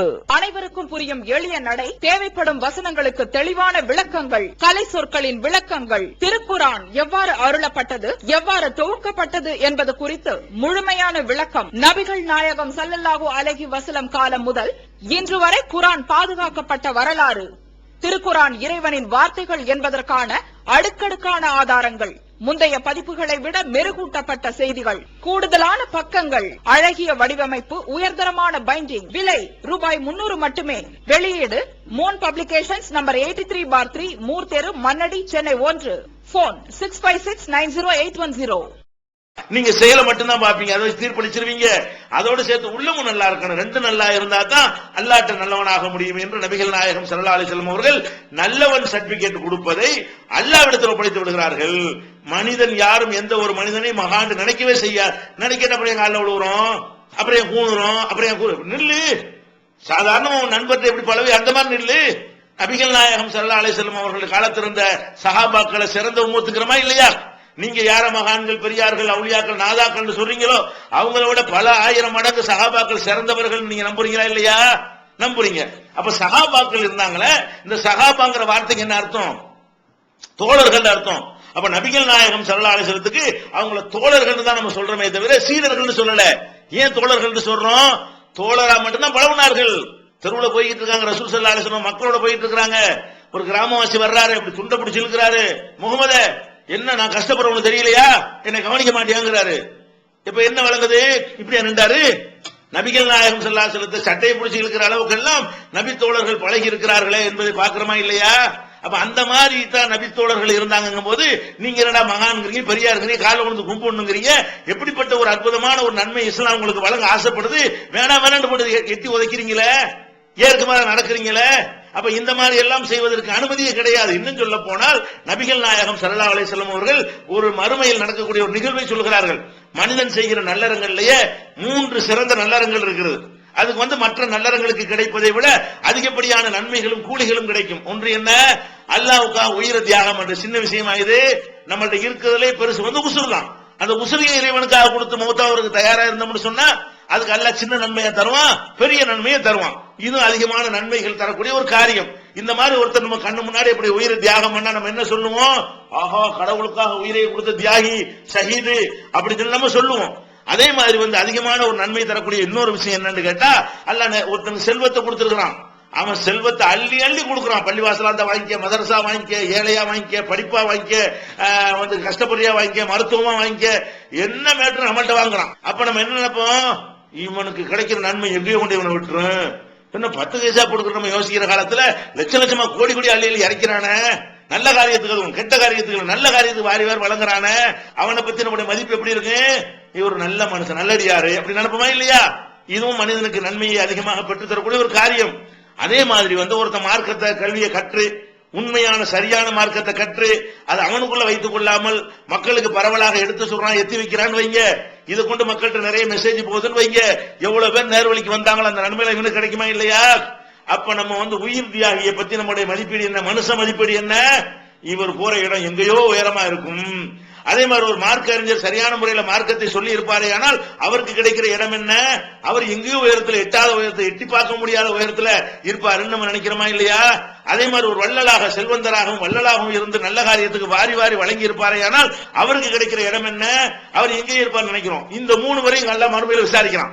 இந்த 3 பேரை நபி ஸல்லல்லாஹு அலைஹி வஸல்லம் சொல்றாங்க, மறுமை நாள எல்லாரும் போட்டு விசாரிக்கும் பொழுது மக்கள்லாம் யார மகான் நினைத்தார்களோ, யார பெரியார் நினைத்தார்களோ, யார் அல்லாஹ்வுக்கு ரொம்ப நெருக்கமானவர் என்று இவர்கள் உலகத்தில் வாழும்போது தீர்மானமாக நம்பிக்கொண்டிருந்தார்களோ, அந்த மாதிரியான ஒரு 3 பேரை அல்லாஹ் நிப்பாட்டுவாங்க. வா ஷஹீதுங்க வா, உயிர் தியாகி எங்க வாண்டெல்லாம் கூப்பிடுவான். இவர் வருவாரு, என்னமோ அல்ல பெருசா தரப்போறான்னு வருவாரு. அல்லாஹ் என்ன செய்வான், ஏண்டா உனக்கு ஒரு திடகாத்திரமான ஒரு உடம்பை தந்திருந்தானே, நல்ல ஆரோக்கியத்தை கொடுத்திருந்தானே, என்னுடைய பாதையில அர்ப்பணிக்கிறதுக்கு வாய்ப்புகள்லாம் தந்திருந்தானே, நீ என்ன செஞ்ச? நான் தான் உயிரை உனக்காக கொடுத்தனே அப்படின்னு அவர் சொல்லுவாரு. அல்லாஹ் சொல்லுவான், நீ உயிரை கொடுத்தன்னு மட்டும் சொல்லு, எனக்காக சொல்லாத. நீ உயிரை கொடுத்தது உண்மை, எதுக்கு கொடுத்த? அந்த உயிரை கொடுக்க போகும் பொழுது உன் மனசுக்குள்ள என்ன இருந்துச்சு? நம்ம உயிரை கொடுத்தோம்னு சொன்னா ஊரு பூரா இதை பார்த்துக்கிட்டு இருக்கும், நம்ம இறந்துட்டோம்னு சொன்னா ஊர்ல அத்தனை பேர் என்ன செய்வாங்க, தியாகிட்டா இவர் தான் தியாகி, வீரன்டா இவர் தான் வீரர் அப்படின்னு பேசுவாங்க நினைச்சுதானே கொடுத்த. அப்ப நீ எதுக்காக கொடுத்த? மக்கள் உன்னை வீரர் என்று பாராட்ட வேண்டும், தியாகி என்று புகழ வேண்டும் என்பதற்கு நீ கொடுத்தாய். மக்கள் புகழ்ந்து விட்டார்கள், பாராட்டி விட்டார்கள், நீ எதை எதிர்பார்த்தியோ அது மக்களிடம் கிடைத்து விட்டது. என்கிட்ட என்ன பத்துக்கு வர்ற? இழுத்துட்டு போங்க. அல்லாஹ் வந்து கூலி கொடுக்காட்டாலும் பரவாயில்லைங்க. அதாவது இவன் செஞ்ச தியாகத்துக்கு கூலி இல்லைன்னு சொன்னாலும் பரவாயில்லை. அல்லாஹ் என்ன பண்றான், எனக்காக செய்யாம நீ மனுஷனுக்கு செஞ்சதுக்காக வேண்டி உனக்கு நரகம் தான், இழுத்துட்டு போங்கன்னு சொல்றான். அப்ப இதுல என்ன வழங்குது? நாம நல்லவர்கள்ட்ட மதிப்பிட்டவர்கள் எல்லாம் பொசுக்குன்னு ஒண்ணுலாம் போயிடுறாங்களா? அதே மாதிரி மார்க்கறிஞர் எல்லாம் கூடுவான், ஐயா மார்க்கறிஞர் என்னையா பண்ணீரு? அவர் என்ன சொல்வாரு, உன் மார்க்கத்தை கட்டுறேன், ஊரூரா போய் சொன்னேன், மக்களுக்கு சத்தியத்தை எடுத்து சொன்னேன், அடி வாங்கின உத வாங்கின, அப்படி செஞ்சேன் இப்படி செஞ்சேன்னு சொல்லி அவர் என்னவெல்லாம் மார்க்கத்துக்காக செஞ்சு இருக்கிறார் அதெல்லாம் சொல்லுவார். அது உண்மை, அதெல்லாம் செஞ்சு இருக்கிறார், அதுல மாற்றுக்கிறது கிடையாது. உண்மையை தான் சொன்னாரு, அடியெல்லாம் வாங்கத்தான் செஞ்சாரு. ஆனா அல்லாஹ் என்ன சொல்லுவான், அவர் கேட்டவர் சொல்லுவா, இதெல்லாம் செஞ்சேன், இதெல்லாம் செஞ்சீங்க பாவா, செஞ்சீங்கதான். ஆனா செய்யும் போது என்ன நினைச்சு செஞ்சீங்க? நம்ம அப்படி மக்களுக்கு மார்க்கத்தை எடுத்து சொன்னோம்னு சொன்னா மக்கள்லாம் நம்மள வந்து மார்க் அறிஞர்னு சொல்லுவாங்க, பெரிய மேதைன்னு சொல்லுவாங்க, சிந்தனையாளர்னு சொல்லுவாங்க, பெரிய அறிவாளின்னு சொல்லுவாங்க அப்படின்னு நினைச்சுக்கிட்டு தானே சொன்னீங்க. அதான் சொல்லிவிட்டாங்களே, உலகத்துல உங்களை தான் அறிஞர்னு பாராட்டிட்டாங்களே, மேதைன்னு சொல்லிவிட்டாங்களே, அப்புறம் இங்க வர்றீங்க, இழுத்துட்டு போங்கன்றான்ல. அப்ப ஒரு மார்க்க அறிஞர் இந்த அறிவை கொண்டு எத்தனை நல்ல காரியங்கள்லாம் செஞ்சிருக்கிறாரு, எத்தனையோ தீய வழிக்கு சென்றவர்களை எல்லாம் நேரான பாதைக்கு கொண்டு வந்திருக்கிறாரு. அப்படி வந்து இருந்தும் கூட அவருக்கு என்ன கிடைக்கிறது? நரகம் கிடைக்கிறது. அவர் என்ன தீர்ப்பு? என்ன நம்ம எல்லாம் நல்லவர் நினைச்சவர் அங்க கெட்டவரா போயிடுறாரா? நம்ம யார கண்ணு முன்னாடி பார்த்தோமோ நல்லவர் அவர் கெட்டவராகி விடுகிறார். அப்புறம் என்ன உங்க ஷேக் என்னவாரு கேட்கிறேன், உங்க ஷேக் முரீதுன்னு போயிட்டு மனுஷனை போயிட்டு கடவுளாக பாக்குறீங்களே, அவன்ல அவுளியாவுடைய வாரிசுகள் அவங்க எல்லாம் என்ன கதிக்கு ஆளாவாங்க? புரியுதா உங்களுக்கு? அதே மாதிரி வந்து செல்வந்தர் அவருக்கு கூட என்ன பாச்சு, என்ன ஆச்சா, நான் தான் அள்ளியலி கொடுத்தனே, நீங்க அள்ளியலி கொடுத்தலாம் நெசந்தான், எது கொடுத்தீங்க? எனக்காக வேண்டியா கொடுத்தீங்க? இந்த சொர்க்கத்தை அடையிறதுக்காக கொடுத்தீங்க, நான் திருப்தி அடைவேனான்னு பார்த்தா கொடுத்தீங்க, நீங்க கொடுக்கும் போது விளம்பரம் பண்ணி கொடுத்தீங்க, மக்கள் பார்க்கட்டும் கொடுத்தீங்க, பார்க்கறவங்க பாராட்டணும் கொடுத்தீங்க, அதெல்லாம் கொடுத்து பாராட்டிட்டான். நீங்க என்ன எதிர்பார்த்து செஞ்சீர்களோ அது உலகத்தில் கிடைத்து விட்டது, இழுத்துட்டு போக இவனை. எந்த ஒரு காலத்திலையும் வெளிப்படையான ஒரு விஷயத்தை கொண்டு நம்ம ஒரு முடிவெடுக்கிறோமே தவிர அல்லாஹ்விடத்தில் அவர் நல்லவராக இருப்பாரா என்று தீர்மானிக்கக்கூடிய ஒரு அதிகாரம் நமக்கு கிடையாதுங்கிறத அடித்தளத்தை போட்டு நம்முடைய இழிவை துடை தெரிகிறது. நம்ம தலை நிமிர்ந்து நிற்கக்கூடியவர்களாக எந்த மத குரு மௌலானா கொண்டு வந்தாலும், என்ன மௌலானா நீனும் மனுஷன் நானும் மனுஷன், வாயா உட்கார்ந்து தோல்ல கைப்பட்டு பேசுவோம் கூப்பிடனே, என்ன ஷேகு என்ன அஜர்த்து. மத குருமார்களை பாத்தீங்கன்னா அதை பார்த்தாலே அவன் மகா கெட்டவங்க ஆதாரமா இருக்கு. என்னது? எல்லா மனுஷனுமா இருக்க ஒரு மனுஷன் இருக்கணும், அவன் தனக்குன்னு ஒரு அடையாளத்தை வைக்கிறான். இந்த மத குரு பூரா என்ன செய்யறான், அவனை விரும்புறதுக்காக வேண்டி நம்ம எல்லாம் சும்மா சட்டை போட்டு வைங்களேன், அவன் வேணும்னு என்ன செய்வான், அதுக்காக வேணும்னு நம்ம மக்கள் மாதிரி சட்டை போடுறோம். என்ன சட்டை போடுறான்? நம்ம மாதிரி சட்டை போட்டு போனோம், எல்லா மக்களும் எப்படி போடுறாங்களோ அந்த மாதிரி சட்டையும் கையில கொடுத்துட்டு போ, அல்ல பேண்ட் சட்டையை போட்டுட்டு போ, இது உன்னை மனுஷன் நான் நினைக்கிறேன்னு அர்த்தம். நீ என்ன செய்யற, நீ வேற நான் வேற காட்டணுமா? அதுக்காக என்ன செய்யறது, நம்ம எல்லாம் போடுற சட்டையை விட முழங்காலுக்கு இழுத்துக்கிட்டு பெரிய ஜிப்பா போடணும். அது மாதிரி நம்ம போட மாட்டோமா? பாக்கணும், ஜிப்பா போட்டுருக்க, ஜிப்பா போட்டா அவளியாவா? அப்ப அந்த மாதிரி பெரிய தலப்பா பயங்கர பார்த்தா செய்யும், ஒரு கெட்டப்பு தலப்பாயும் போட்டு ஒரு முக்காடையும் போட்டு இப்படி, ஏன் மனுஷன் மாதிரி வா, எல்லா மனுஷன் மாதிரி வாயா. நபிகள் நாயகம் ஸல்லல்லாஹு அலைஹி வஸல்லம் அவர்கள் சபையில இருக்கும் பொழுது எத்தனை வெளியூர்காரங்க வந்திருக்கிறாங்க, வந்து என்ன செய்வாங்க தெரியுமா? ஐயுக்கும் முகமது, உங்கள முகமதுங்கிறாங்களா யாரு? முகமது ஸல்லல்லாஹு அலைஹி வஸல்லம் கேள்விப்பட்டிருக்கிறாங்க, முகமது ஒருத்தர் அல்லாஹ்வுடைய தூதர்ங்கிறாராண்டு. அவரை பார்க்கறதுக்காக வேண்டி வெளியூர்கள்ல இருந்து வர்றாங்க. மக்களோட மக்களா நபி ஸல்லல்லாஹு அலைஹி வஸல்லம் உட்கார்ந்து இருக்கிறாங்க. அவங்க ஜிப்பா போட்டு தலப்பா கட்டி அதுக்கு ஒரு முக்காடும் போட்டு ஒரு கெட்டப்புல இருந்தாங்கன்னு வைங்க, யாரு முகமது விசாரிக்கணுமா? முகமது நல்லா இருக்கு நேரடியா கேட்டிருப்பாங்களே. சபையில உட்கார்ந்து இருக்கும் போது முகமது அப்படித்தான் இருக்காரு, அபூபக்கர் அப்படித்தான் இருக்காரு, உமர் அப்படித்தான் இருக்காரு, யாரு முகமதுன்னு கண்டுபிடிக்க இல்ல. போட்டாவெல்லாம் பேப்பர் அந்த காலத்தில் கிடையாது, கேள்வி மட்டும்தான் பட்டிருக்கிறாங்க. அப்ப நபிகள் நாயகம் ஸல்லல்லாஹு அலைஹி வஸல்லம் சந்திக்க வந்து எத்தனை பேரு உங்களில் முகமது யார் என்று கேட்டிருக்கிறார்கள். எவ்வளவு ஹதீஸுக்கு ஆதாரம் வேணும். அப்ப எதுக்கு இந்த மத குருமார்கள் இப்படி தங்களுக்குன்னு ஒரு கோலம்? ஒவ்வொருத்தரும் கெட்ட பச்சை தலைப்பாவோட வர்றங்கிறான், அந்த வெள்ளை தலைப்பா எல்லாரும் கட்ட ஆரம்பிச்சான்னு வைங்களேன், இவன் தலைப்பாவுடைய கட்ட பச்சையா மாத்திக்கிறான். எல்லாரும் பச்சை தலைப்பா கட்டான்னு வைங்களேன், ரோஸ் தலைப்பா கட்டிக்கிறேன். எல்லாரும் எதுக்கு டிஃபரெண்டா இருக்கணும்? எல்லாரும் மீசை தாடி வச்சாங்கன்னு வைங்களேன், மீசை வலிச்சிருவாங்க. மீசை கத்தரிக்க சொல்லிதான் மார்க்கத்தில் இருக்கிறது. இவர் ஒரு டிஃபரெண்டா இருக்கணுமா, அதாவது மக்கள்ல இருந்து நான் மாறுபட்டவன் என்று காட்டுற மாதிரி நட்ட ஊட்ட பாவனை எல்லாத்துலயும் அப்படி அந்த போஸ்ட் கொடுக்கறதும். அட மெம்பர்ல ஏறும், பள்ளியாசல மெம்பர்ல படியில ஏறும்போது சும்மா ஏற மாட்டாங்க, படிங்கிற உயரமா நிக்கிற ஒரு மேடை, அப்படி ஒரு காலை வச்சு அப்புறம் நின்று அப்புறம் ஒரு காலை வச்சு அதுக்கு 5 நிமிஷம் எடுத்துக்கிறோம். எதுக்கு? பயங்கரமான உண்டாக்கணுமா, அது ஒரு தோற்றத்தை உண்டாக்குறது மக்கள் மத்தியில. அப்ப இந்த மாதிரி எல்லாம் செய்கிற கூத்தெல்லாம் பாக்குறீங்களே, இதுக்கு இஸ்லாத்துல இடமே கிடையாது. எந்த மகான் பெரியாரும் கிடையாது இஸ்லாத்துல. அது மறுமையில மகான் பெரியார் எல்லாம் தீர்ப்பளிக்கப்படுவார்கள். உலகத்துல எல்லா மனுஷன் தான், எல்லாருடைய சக பேரை சொல்லி கூப்பிட முடிஞ்சா பேரை சொல்லி கூப்பிடு, சாதாரணமா பழகு. வயசானவரா இருந்தால் ஒரு வயசானவருக்கு என்ன மரியாதை கொடுக்குற அதை கொடு. அதை தாண்டி என்னமோ அல்லாஹ்வோட அருளும் ஆசி அங்க இறங்குது, ஒளி இறங்குது, ஜோதி இறங்குது, 100 இறங்குது, 200 இறங்குது, அதுக்கெல்லாம் இங்க என்ன இல்ல, இடம் கிடையாது. அதுக்கு தான் இந்த மாதிரி நபி ஸல்லல்லாஹு அலைஹி வஸல்லம் சொல்றாங்க. அப்ப இந்த மாதிரி ஒரு மனிதனை உள்ளத்துல உள்ளது அறிய முடியும் நினைக்கிறது. இன்னும் சொல்ல போனால் இப்படி கூட ஏமாத்துறாங்க. எப்படி? அவளியா யாரு தெரியுமா, நீங்க எல்லாம் என்ன, நீங்க எல்லாம் சாதாரண ஆட்க, அவங்க எப்படி ஆளுக்க தெரியுமா, உள்ளத்தை வென்றவர்கள், உள்ளத்தை பக்குவப்படுத்தவர்கள், உங்களுக்கு எல்லாம் முடியாது. அவர்கள் உள்ளத்தை அப்படி கண்ட்ரோல் வச்சிருப்பாங்க. அவங்கள பாத்தீங்கன்னா உங்க உள்ளத்தை பக்குவ தொழுவுறாங்களே, நீங்கள் தொழுவுறீங்க, எவ்வளவு உலகத்து யாபத்தோடு தொழுவுறீங்க. இந்த மகான் அந்த யாபம் இல்லாம தொழுவாருமாங்க. நீ நான் பார்த்த என்ன யாபம் வச்சிருக்காண்டு, அவன் என்ன யாபத்தை தொழுகிறாண்டு உனக்கு கண்டுபிடிக்க இயலுமா? நம்மள்ட்ட விட்டு என்ன செய்யறது? அவன் ஏஜென்ட்மார்கள் பரப்புறது. அப்படி ஒண்ணே கிடையாது. நபிகள் நாயகம் ஸல்லல்லாஹு அலைஹி வஸல்லம் அவங்களுக்கு அந்த மாதிரி கிடையாது. தொழுகிறாங்க, குழந்தை அழுவுது, தொழுகையை சுருக்கிடுறாங்க. அப்ப தொழுதுகிட்டு இருக்கும்போது ஒன்றி போய் தொழுவ முடியல, குழந்தை அழுவுற சத்தம் காதுல விளங்குறது, அதை பார்க்கத்தான் செய்கிறோம். அதே மாதிரி நபி ஸல்லல்லாஹு அலைஹி வஸல்லம் அவர்கள் தொழுதுட்டு இருக்காங்க, முன்னாடி ஒரு அபூ ஜஹம் என்பவருடைய ஆடை அணிஞ்சிருக்கிறாங்க. அது கொஞ்சம் டிசைன் போடப்பட்ட ஆடையாக இருக்கிறது. அது அவங்களுடைய கவனத்தை ஈர்க்கிறது, கவனத்தை திருப்புகிறது. இதை கண்டு உன்னை கொடுத்துட்டு வாங்கன்னு சொல்றாங்க. அதை பாக்குறோம். தொழுதுட்டு இருக்கிறாங்க, பின்னாடி ஒருத்தர் ஓதுறாரு, அது டிஸ்டர்ப் ஆகுது. யாருப்பா பின்னாடி ஓதுனான்னு கேட்கிறாங்க. அப்ப ஈடுபட்டு ஒன்றி இரண்டரை கலந்து தொழுகிற முறை ஒண்ணு இருக்குமே, ஆனால் இப்படி நடந்திருக்குமா? இப்படி எல்லாம் மனசை ஒருமைப்படுத்துறதே கிடையாது. அப்படி ஒரு கான்செப்ட் இஸ்லாத்துல கிடையாது. மனுஷன் தான். உங்களை ஏமாத்து தோற்றத்தை வச்சுக்கிட்டு நீ தொழுமா கண்ணை முடிக்கிறான், நீ நிப்பான், உள்ளுக்குள்ள 1000 சைத்தான் இருப்பான், வெளியில எப்படி காட்டிக்கிறான். ஆஹா, அதுக்கு கதை. அவளியா தலை தொழுதாராம், பறவை கூடு கட்டுனுச்சான், அது முட்டை பொறிச்சுட்டான், அது அவருக்கு தெரியலையா, அப்படி சொல்லுவாங்க அவங்க எல்லாம். இப்ப செஞ்சு காட்ட சொல்லுவத, ஒரு அவுளியாவுக்கு ஈட்டி குத்திருச்சான், ஈட்டி குத்தினா எடுக்க முடியாது, டாக்டர் எல்லாம் முயற்சி பண்ணாங்க, எடுக்க முடியலையா, ஈட்டி உள்ள போய் விரியும்ல, சதையை கிழிச்சுக்கிட்டு வருதான். அவர் என்ன செஞ்சாரா, நான் தக்பீர் கட்டின எடுத்துருக்காண்டாராம். தக்பீர் கட்டினாராம், ஊசி எடுத்தாங்களா, ஈட்டி எடுத்துட்டாங்களா, சலாம் கொடுத்துட்டு எடுத்துட்டு கேட்டாராம். இதெல்லாம் என்ன கதை? இப்போ குத்து வைத்திய அந்த அவளி எங்க கொண்டு ஒரு குத்து குத்துறேன், உருவி காட்டுவோம், தொழுகை நிக்க சொல்லு. இப்படி மார்க்கத்தில் உண்டா? முதல்ல இப்படி எல்லாம் இல்லாத கட்டுக்கதைகளை சொல்லி ஏமாத்தி கொண்டு மகான்கள் ஞானிகள் என்று நம்மளை திசை திருப்பி காலில் விட வைக்கிறார்கள், காணிக்கை செலுத்த வைக்கிறார்கள். கண்ணு முன்னாடி பார்க்க வேண்டும். இந்த மகான் சொல்றவன் போலிங்கிறது உங்களுக்கு நல்லா தெரிகிறது. என்ன தெரிகிறது? உங்கள்கிட்ட காசு வைக்கிறானா இல்லையா, அவன் ஆசைப்படுறான் திங்கிறது, நீங்க திங்கிறவன் திங்கிறானா? மகானை கூட்டிட்டு போய், அவுளியா கூட்டிட்டு போய், ஷேக கூட்டிட்டு போய் என்ன சாப்பாடு கொடுக்குறீங்க? நம்ம சாப்பிடுற டிஃபரெண்டான சாப்பாடு. நம்ம எல்லாம் கஞ்சி குடிச்சு கூட படுத்துருவோம், ஒரு 2 இட்லி சாப்பிட்டு படுத்துருவோம். அவருக்கு என்ன செய்யணும்? 72 வகை வேணும், வகை வகையா பரப்பி வச்சிருக்கணும். பணக்கான வீட்டுலாம் சாப்பிடுவாரு, சாதாரண ஏழைப்பாளைகள் குடிசைகள் போய் சாப்பிடுவாரா? சாப்பிட அவளியா பார்த்திருக்கீங்களா?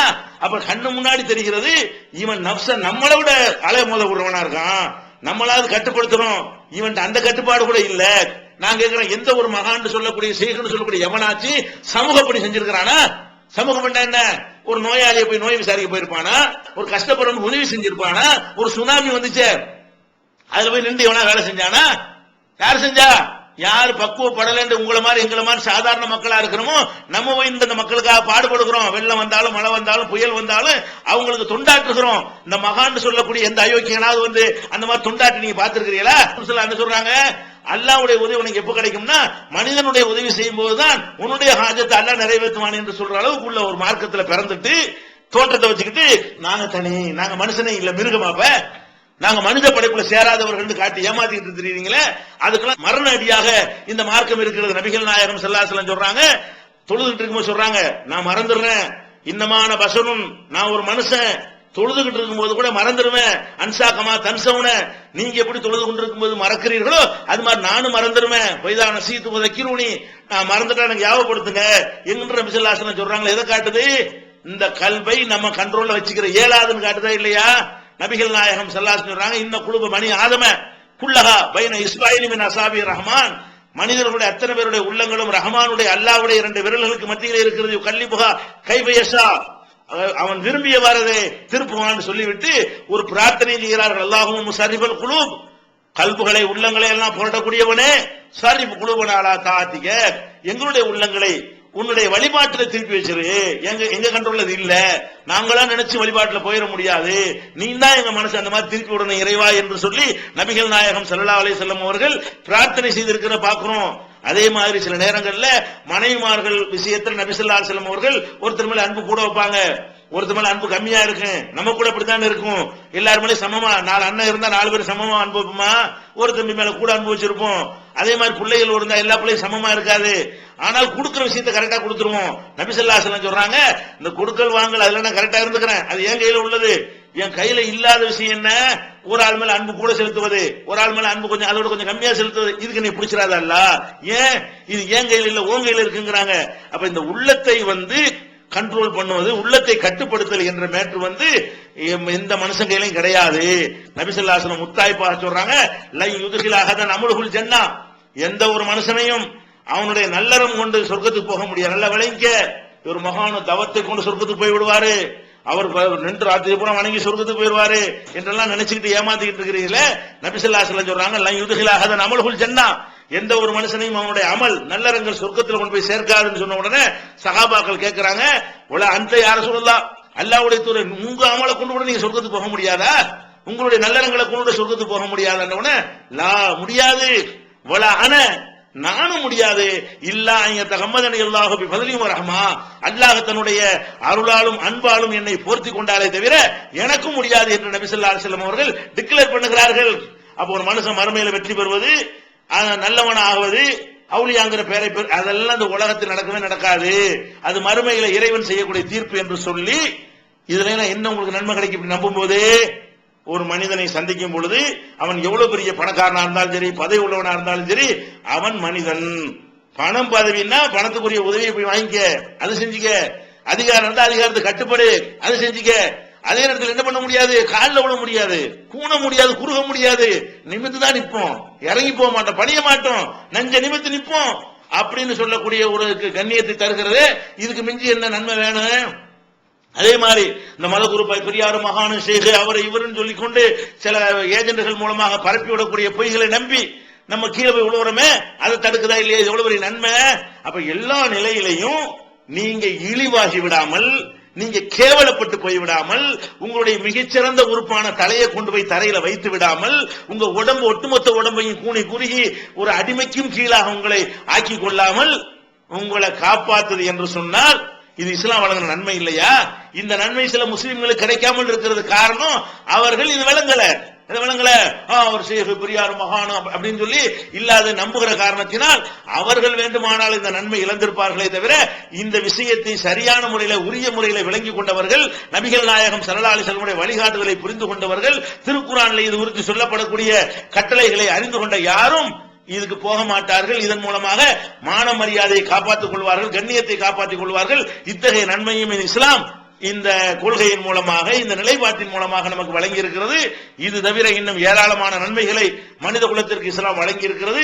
அதை இன்ஷா அல்லாஹ் அடுத்தடுத்த நாட்களில் விரிவாக பார்ப்போம்.